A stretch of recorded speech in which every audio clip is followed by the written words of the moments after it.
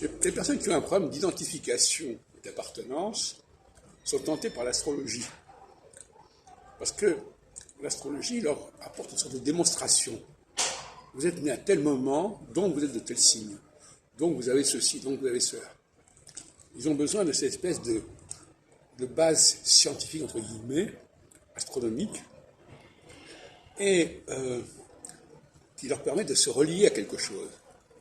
Si on n'arrive pas à se relier à un peuple, à une catégorie quelconque, eh bien, on va être tenté de se relier à ce qui passe par la date de naissance.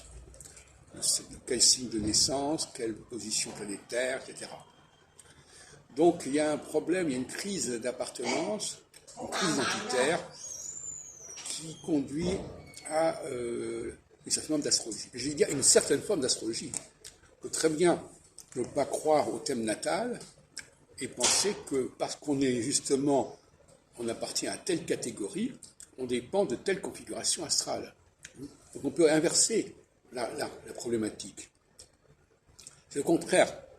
Plus je suis dans la conscience de mon identité, plus je peux aller vers l'astrologie.